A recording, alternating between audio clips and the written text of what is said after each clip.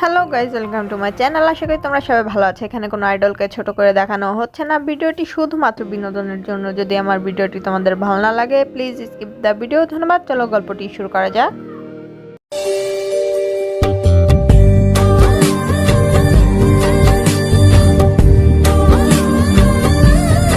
স্টাফেদের দেওয়া ডকুমেন্টসগুলো তে হাতে তুলে নেয়। তে খুঁটিয়ে খুঁটিয়ে ডকুমেন্টসগুলো দেখতে শুরু করে। প্রত্যেকটা প্যাসেঞ্জার লিস্টে ভালো করে দেখছে। সেখানে আরিমার জিনের নামও আছে। তার মানে তারা ফ্লাইট বুক করেছিল আর কোরিয়া ব্যাক করার জন্য রওনা দিয়েছে। কিন্তু তারা ফ্লাইটে উঠেছে কিনা সেটা তে এখনও জানে না। সেটা তে কনফার্ম করতে হবে। যাই হোক, আমাদের এখন লন্ডন যেতে হবে। Is it necessary? কারণ ওইখানে আমাদের লোকেরা আছে, তাদেরকে ফোন করে খবরটা নিয়ে নিলেই পারিস। ও রিয়েলি? তোর কি মনে হয় আমি কাকে ফোন করে খবর নেব? তুই জানিস যে লিলিকে ফোন করে আমি কোনো খবর পাচ্ছি না। লিলির ফোন সুইচ অফ। আর তুই বলছিস আমাদের লোকেরা আছে তাদের কাছ থেকে খবর নিতে। আমাদের মেন লোকই তো হচ্ছে লিলি, আর লিলিকেই তো খুঁজে পাচ্ছি না। যা ভালো বুঝিস করিস, আমার কোনো সমস্যা নেই। তবে হ্যাঁ, আমি তোর সাথে যাচ্ছি। ওকে। সেদিনই তে আর যে হোপ ইমার্জেন্সি ফ্লাইটে লন্ডন চলে আসে। লন্ডন এসে তে সবার আগে লিলির ক্যাফেতে যায়। ক্যাফেতে সব কিছু ঠিকঠাকই আছে। ক্যাফে খোলা, কাস্টমার আসছে যাচ্ছে, সব স্টাফেরা তাদের কাজে ব্যস্ত। তে এখানে তো সব ঠিকই আছে। তা তো আমিও দেখতে পাচ্ছি, কিন্তু ঠিক থাকলে তো হবে না। আমার লিলিকে খুঁজে বের করতে হবে। লিলি হয়তো এখানেই কোথাও আছে, তুই কাউকে জিজ্ঞেস কর। তে ক্যাফের ম্যানেজারের কাছে গিয়ে লিলির কথা জিজ্ঞেস করে। ক্যাফের ম্যানেজার জানায় যে লিলি গত 2 দিন যাবৎ ক্যাফেতে আসে না, তার সাথে ফোনেও কন্ট্যাক্ট করতে পারছে না। তারা তো ভেবেছে যে লিলি কোনো না কোনো কাজে ব্যস্ত আছে। এটা প্রায় সময় হয়, লিলির ফোন সুইচ অফ থাকে, তাই তারা এই বিষয়টা কোনো গুরুত্ব দেয়নি। তে আর কিছুই ভাবতে পারছে না, তার এখন লিলির বাসায় যেতে হবে। এটা ভেবে তে জেহবকে নিয়ে রওনা দিয়ে দেয়। তে তুই শিওর এটা লিলির অ্যাড্রেস? আমি 100% শিওর। আর আমি বাবাই আর মামুনিকে এখানেই পাঠিয়েছি। চল আগে গিয়ে দেখি কি হয়েছে। তে আর যে হোপ মেন গেট পার হয়ে বাড়ির সদর দরজার সামনে এসে দাঁড়ায়। এসে কলিং বেল চাপে, কিন্তু কারো কোনো সারা শব্দই পায় না। এবার তের অস্থির লাগতে শুরু করে। তে দরজায় ধাক্কা দিতেই দরজা খুলে যায়। তা দেখে তে অবাক হয়ে জেহপের দিকে তাকায়। জেহপও বেশ অবাক হয় এই জিনিসটা দেখে। তে দরজা তো খোলা। সেটা আমিও দেখছি। দিয়ে তাড়াতাড়ি ভিতরে চল। তেয়ার যেও দৌড়ে বাড়ির ভিতরে প্রবেশ করে, কিন্তু ভিতরে প্রবেশ করে ওরা যা দেখে সেটা দেখার জন্য ওরা কেউই প্রস্তুত ছিল না। পুরো বাড়ির ভিতরে ফার্নিচার তছনছ করা, এপাশ থেকে ওপাশে ছড়িয়ে ছিটিয়ে পড়ে আছে। তা দেখে জেহপারদের বুঝতে বাকি নেই যে এখানে কিছু একটা ঘটেছে। তে এসব কি? আমার মনে হয় সেউনের লোকেরা অ্যাটাক করেছে। এখন কি করবি? আমার লিলিকে খুঁজে বের করতে হবে। ওকে পেলেই বাবাই আর মামুনির কি হয়েছে সেটা আমি জানতে পারবো। কিন্তু তুই ওকে কিভাবে খুঁজবি? ওর বাড়িতে ক্যামেরা ফিট করা আছে, ও আমাকে ফোনে জানিয়েছিল। তার মানে আমি চাইলে ওর বাড়ির ক্যামেরা অ্যাক্সেস করে দেখতে পারি যে আসলে এখানে হয়েছিল কি, আর বাবা আর মামুনি কোথায় গেছে, বা লিলি বা কোথায় গেছে, কি হয়েছে ওদের সাথে। যাই হোক, মাথা নাড়ায়। তে গিয়ে লিলির লিভিং রুমের একটা চেয়ার টেনে বসে পড়ে আর নিজের ল্যাপটপ বের করে লিলির বাড়িতে থাকা সব সিসিটিভি ক্যামেরা হ্যাক করতে শুরু করে। কিছুক্ষণ পর একটা ফুটেজ তাদের হাতে আসে, আর সেটা দেখে জেহব আর তে দুজনেই শকড হয়ে যায়। কারণ ফুটেজে স্পষ্ট দেখা যাচ্ছে যে লিলি কোথা থেকে হন্তদন্ত হয়ে বাড়িতে প্রবেশ করে, আর প্রবেশ করেই জিন আর আর্মের লাগেজ প্যাক করে ওদেরকে নিয়ে সদর দরজা দিয়ে না বেরিয়ে বাড়ির পেছন দরজা দিয়ে বেরিয়ে যায়। তার কিছুক্ষণ পরে কয়েকজন লোক সেখানে আসে আর ওদেরকে খুঁজে না পেয়ে পুরো বাড়ি ভাঙচুর করে। এসব দেখে তে আর হোপ অনেকটাই অবাক হয়। ওরা তো স্পিচলেস, ওরা কি বলবে বুঝতে পারছে না। যে হোক এসে তের কাঁধে হাত রাখে। তে আমার মনে হয় আইম আঙ্কেল আর জিন আন্টি একদম ঠিক আছে, তুই টেনশন করিস না। লিলি কোথায় ওনাদেরকে কোথাও সেফ জায়গায় নিয়ে গেছে। আর ইউ স্টুপিড যে হোপ, লিলি কোথাও নিয়ে যায়নি। ওদের জন্য কোরিয়ার ফ্লাইট বুক করেছে, আর সেই ফ্লাইটটাই ক্র্যাশ করেছে। তুই কি ভুলে গেছিস? তের কথায় জেহপের টনক নড়ে। জেহপ কি বলবে বুঝতে পারছে না। তখন তে উঠে দাঁড়িয়ে বলে, চল। কোথায়? কোথায়? আবার স্টারলাইট এয়ারলাইন কোম্পানিতে। তারপর ওরা দুজন সে কোম্পানির উদ্দেশ্যে বেরিয়ে পড়ে। স্টারলাইট এয়ারলাইন কোম্পানি হেড অফিসে তে আর জেহব বসে আছে। সব স্টাফেরা দৌড়াদৌড়িতে ব্যস্ত। তারা খোঁজার চেষ্টা করছে যে আরএম আরজিন আদৌ এই ফ্লাইটে উঠেছে কিনা সেটা দেখার জন্য। কিছুক্ষণ পর দুজন স্টাফ সেখানে আসে। ম্যাম, মিস্টার আরএম আর ওনার ওয়াইফ জিন আমাদের এই ফ্লাইট বুক করেছিল, কিন্তু ওনারা এন্ট্রান্স পার হয়ে বোর্ডিং পাসও কমপ্লিট করেছিল, কিন্তু মানে ওনারা ফ্লাইটে উঠেছে কিনা আমি শিওর বলতে পারছি না। Are you fucking dumb or idiot? Don't you know what are you saying? Sorry sir, আসলে আমাদের ওই দিকটার হঠাৎ করে সিগন্যাল পাস আউট হয়ে গেছিল, যে কারণে আমরা শিওর হতে পারছিলাম না আসলে কোন কোন প্যাসেঞ্জাররা মানে প্লেনে উঠেছিল, মানে ফ্লাইটে উঠেছিল আর ওঠেনি, সেটা আমরা এখন কমপ্লিটভাবে শিওর হতে পারছি না। হোয়াট? এসবের মানে কি?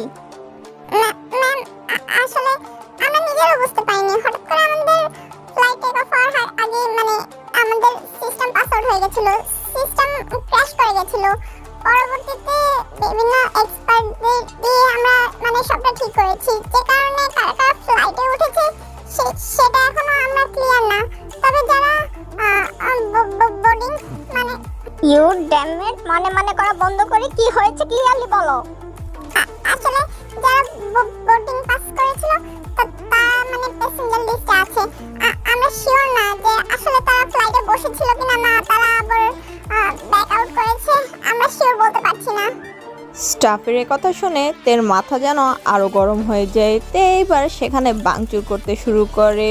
যে হোক তেকে আটকানোর চেষ্টা করছে। বাকি স্টাফ মেম্বাররা ভয়ে সেখানে জড়সড় হয়ে আছে, বাকিরা তো কান্নাকাটি করছে। তে শান্ত হ, আমরা এখনো শিওর না যে আঙ্কেল আন্টি ওই ফ্লাইটে উঠেছে কিনা।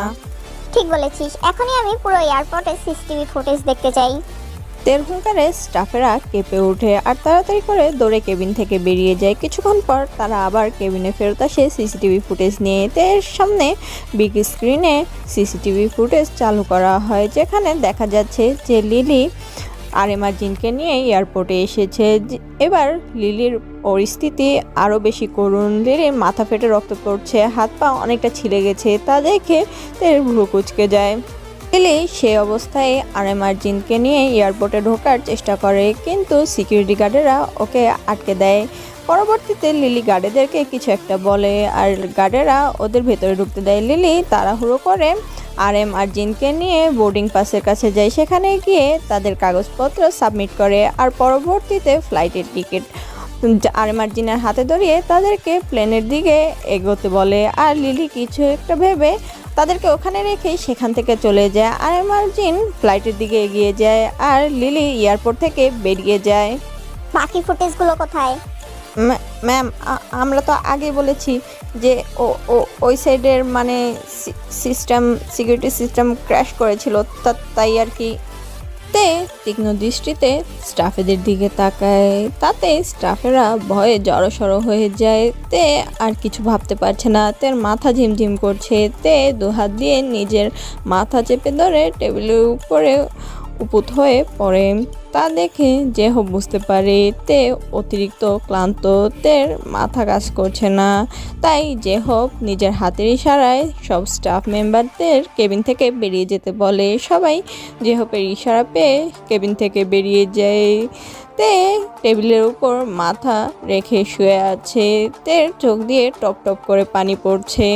জেহব তের কাঁধে হাত রাখে। তে নিজেকে সামলা, তুই এভাবে ভেঙে পড়লে আমরা কি করব বল।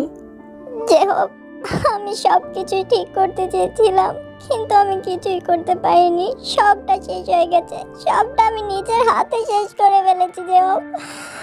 আমি এমনটা কিচ্ছু করতে চাইনি, তুই বিশ্বাস কর। আমি তো বাবা আর মামা নিয়ে সেফটির জন্য তাদেরকে এখানে পাঠিয়েছিলাম, কিন্তু দেখ আমি শেষ পর্যন্ত ওনাদেরকে রক্ষা করতে পারিনি। আমি ব্যর্থ, আমি মেয়ে হিসাবে ব্যর্থ। আমি কিছুই ঠিক মতো করতে পারিনি, না পেরেছি তাদেরকে রক্ষা করতে, না পেরেছি প্রতিশোধ নিতে। আমি কিছুই করতে পারিনি যে হোক। তে তুই নিজেকে সামলা, তুই কিছুই করিসনি। তুই তো তোর সবটা দিয়ে চেষ্টা করেছিস, সবসময় সব পরিস্থিতি তোর হাতের মুঠে থাকে না, আর সবাই নিজের ভাগ্য সবসময় পরিবর্তন করতে পারে না। তুই চেষ্টা করেছিস, এটাই অনেক। এর বেশি নিজেকে আর এত চাপ দিস না। কিন্তু যে হোক, আমি জাঙ্কুকে কি বলবো? আমি নিজেকে কি বলবো? ওদেরকে আমি কি উত্তর দিব? ওরা যদি আমার কাছে জানতে চায় তাহলে আমি ওদেরকে কি জবাব দিব? কি বলবো আমি যে আমার জন্য ওর বাবা মার আজকে অবস্থা? ওনারা এই পৃথিবীতে নেই শুধুমাত্র আমার জন্য। যে হোক, তে যা কিছু হয়েছে সব ভুলে যা, কারণ সব কিছু আমাদের হাতে থাকে না। এই বিষয়টাও তোর বা আমার হাতে ছিল না। আর আঙ্কেল আর জিনান্টির সাথে যা হয়েছে সেটা তুই বা আমি কেউই চাইনি, এটা হঠাৎ করে হয়ে গেছে। এখন ওনাদের মৃত্যুর কারণ বা নিজেকে দায়ী করিস না। এখন তুই একটা জিনিস করতে পারিস, সেটা হচ্ছে ওনাদের মৃত্যুর প্রতিশোধ তো তুই নিতেই পারিস। ওনারা যে জন্য এত কষ্ট করেছে, যে জন্য ওনারা ওনাদের প্রাণ হারিয়েছে, তার প্রতিশোধ কি তুই নিবি না? ঠিক বলছিস যে হোক, আমি ওদের কাউকে ছাড়বো না, কাউকে না। তে আর যে হোপ কোরিয়া ব্যাক করে। 2 দিন হয়ে গেছে, ওরা কোরিয়ায় ছিল না। 2 দিন বাদে এসে তে আরও একটা ভয়ঙ্কর খবর পায়, যেটা তে আশাই করেনি। বস, আমরা সত্যিই জানি না ওরা 3জন কোথায় আছে। আমরা অনেক খুঁজেছি কিন্তু কোনো খবরই পাইনি, আর নিউজে যেটা দেখাচ্ছে সেটার উপর ভিত্তি করে আমরা কোনো কিছু ধরেও নিতে পারছি না।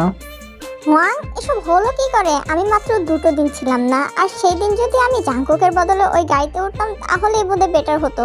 তাহলে এই অ্যাক্সিডেন্টের কথাও আসতো না, আর ওরা এইভাবে নিখোঁজও হয়ে যেত না। সেদিন তেকে অজ্ঞান করে মেনশনে পাঠিয়ে দেওয়ার পর জাংকুক নিজে গাড়ি নিয়ে সেখান থেকে চলে যায়, কিন্তু উনিয়ং আরেজকে জাংকুকের পিছু করতে শুরু করে। জাংকুক হাইওয়ে দিয়ে যখন না নদী পার হওয়ার জন্য ফ্লাইওভারে ওঠে, তখনই জাংকুকের গাড়ি ব্যালেন্স হারিয়ে ফেলে আর সেটা ব্রিজ থেকে নিচে পড়ে যায়, যে কারণে উনিয়ং আর এইচকে সেই স্থানে পৌঁছায়। কিন্তু ওরা কিছুই বুঝতে পারছে না হঠাৎ করে জাংকুকের কি হলো আর ও এভাবে অ্যাক্সিডেন্ট কিভাবে করলো। ততক্ষণে আশেপাশে লোকজন সেখানে জড়ো হয়ে গেছে। তারা রেস্কিউ টিমকে ফোন করে জানিয়েছে। রেস্কিউ টিম এসে জাংকুককে খোঁজার চেষ্টা করছে। জাংকুকের গাড়ি তো পেয়েছে, কিন্তু জাংকুকের কোনো খবর পায়নি। এটা গাড়ির নাম্বার দেখে সবাই বুঝতে পারে যে এটা জাংকুকের গাড়ি। তাতে তারা শিওর হয়, পরবর্তীতে খোঁজ শুরু করে। কিন্তু এই 2 দিন যাবৎ এইচকে আর উনিয়ংয়েরও কোনো খবর পাওয়া যায়নি। উদোয়াং সবভাবে ওদের সাথে যোগাযোগ করার চেষ্টা করেছে, কিন্তু না পেরে অবশেষে তেকে জানায়। বস, আমরা তো অনেকভাবে চেষ্টা করেছি কিন্তু এইচকে আর উনিয়নের সাথে যোগাযোগ করতে পারিনি। আমি শুনেছি যে এইচকে নাকি জাংকুকের সাথে ওই গাড়িতেই ছিল। What, are you kidding with me? তাহলে কি ওদের দুজনের কিছু হলো নাকি? তা বলতে পারছি না, কিন্তু মিস্টার জিওন আর এইচকে উনিয়ং কাউকে খুঁজে পাওয়া যাচ্ছে না। তখনই তের ফোনে টুংটাং করে নোটিফিকেশন বেজে ওঠে। তে ফোন হাতে নিয়ে ফোন ওপেন করে আর ফাইলটা দেখে তের চোখ বড় বড় হয়ে যায়। সেখানে 3টা নিথর দেহ পড়ে আছে রক্তাক্ত অবস্থায়। সেই 3টা দেহ আর কারো না, জাংকুক, উনিয়ং আর এইচকে। তা দেখে তের হাত থেকে ফোনটা মাটিতে পড়ে যায়। তে কি হয়েছে? কি দেখেছিস তুই? এভাবে রিঅ্যাক্ট করছিস কেন? কি হয়েছে তোর? যে হোক, সব শেষ। আমার সব শেষ। আমি আমি সব হারিয়ে ফেলেছি রে যে হোক, আমি সব হারিয়ে ফেলেছি। মানে কি হয়েছে আমাকে বলবি তো? তে অঝরে কান্না করছে। তে কেমন পাগলের মতো কাঁদতে দেখে যে হোপ তাড়াতাড়ি করে তের ফোনটা মাটি থেকে কুড়িয়ে নেয়, আর স্ক্রিনে থাকা জিনিসটা দেখে যে হোপ আঁতকে ওঠে। এটা যে হোপ বিশ্বাস করতে পারছে না যে জাংকুকের নিথর দেহ পড়ে আছে রক্তাক্ত অবস্থায়, তার পাশে উনিয়ং আর এইচকেরও। তে এটা সত্যি না, এটা ফেক। আমার মনে হয় এটা ফেক, কেউ তোর সাথে মজা করছে। দেখ, তুই এই জিনিসটাকে বিশ্বাস করিস না, আগে ওদেরকে খুঁজে বার করার চেষ্টা কর। তখনই তের ফোন আবার বেজে ওঠে। এবার সুগা ফোন করেছে। সুগার ফোন দেখে তে তাড়াতাড়ি করে ফোন রিসিভ করে। সুগা ভাইয়া, জাঙ্কুক ঠিক আছে? ও ঠিক আছে তো? বলো না, ওর কোনো খবর পেয়েছো? তে আমরা কোনো খবর পাইনি। তবে আরেকটা দুঃসংবাদ আছে। অ্যাকচুয়ালি লিসাকে কিডন্যাপ করা হয়েছে, আর সেটা কে করেছে আমরা খুঁজে পাচ্ছি না। হোয়াট? হ্যাঁ, আসলে কাই আর লিসা জিয়ন মেনশনে ছিল। জাংকুকের এই হঠাৎ অ্যাক্সিডেন্টে আমরা অনেকটা ভরকে যাই। আমরা সবাই জাংকুকে খুঁজতে বেরিয়ে পড়ি, কিন্তু তখনই কেউ একজন কায়ের উপরে অ্যাটাক করে আর লিসাকে ওর বাড়ি থেকে উঠিয়ে নেয়। এইসব শুনে তে যেন এবার আর নিজের জ্ঞান ধরে রাখতে পারেনি।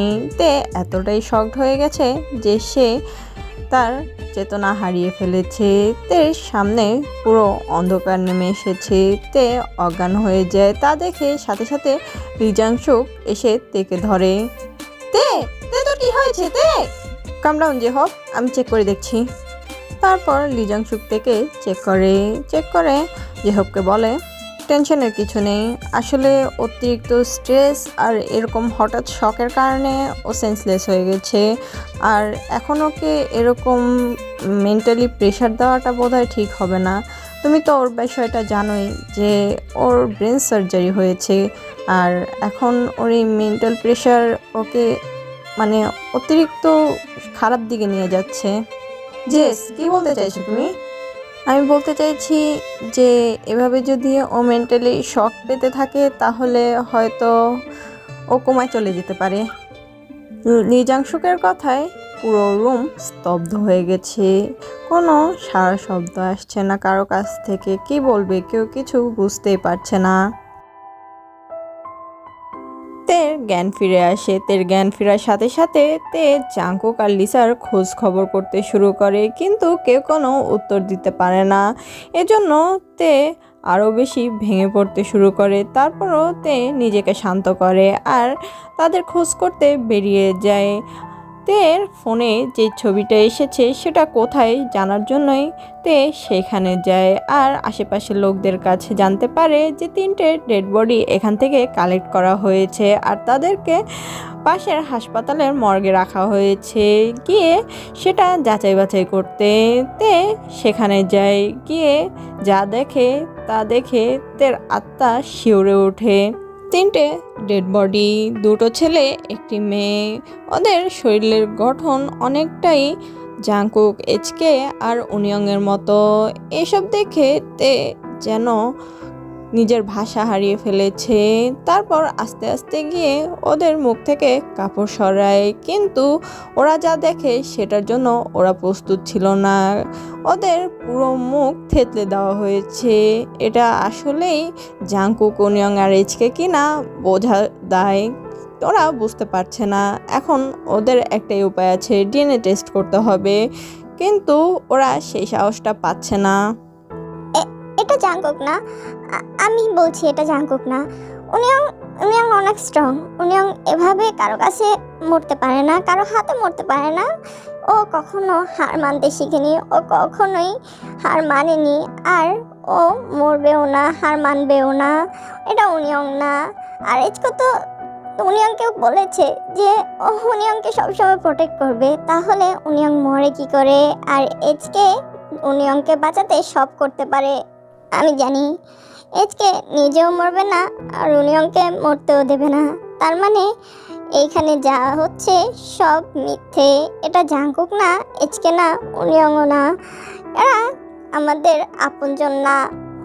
তে পাগলের মতো কান্না করছে আর এইসব কথা বলছে। পিছন দিক থেকে যেহোপ এসে তেকে জাপটে জড়িয়ে ধরে, তেকে শান্ত করার চেষ্টা করে, কিন্তু ও নিজের চোখের পানি বাদ মানাবে কি করে?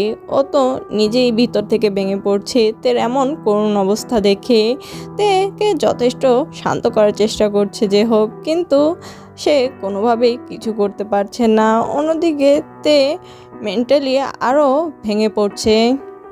তুই ঠিক বলেছিস, এটা জাংকুক, এইচকে বা উনিয়ং হতেই পারে না। ওরা হয়তো তোকে বিভ্রান্ত করার চেষ্টা করছে। দেখতে তুই নিজেকে এভাবে ওদের মায়াজালে হারিয়ে ফেলিস না। তে কাঁদছে, চিৎকার করে কাঁদছে, বাচ্চাদের মতো হাত পা ছড়িয়ে কাঁদছে। যে হোক তেকে সামলানোর চেষ্টা করছে। তের কান্নায় পুরো হসপিটালের মর্গ যেন কেঁপে উঠছে। সবাই তের সাথে সাথে নিজেদের তেকে ধরে রাখতে পারছে না। তেকে এভাবে কাঁদতে দেখে যেহপর যেন এবার তুমড়ে মুচড়ে যাচ্ছে। সো আমার কিউট ওশান স্টাররা, এই গল্পটা এই পর্যন্তই। আশা করি তোমাদের ভালো লেগেছে। আর এটার পরে আর একটা মাত্র পার্ট আছে, আশা করি তোমাদের সেটাও ভালো লাগবে।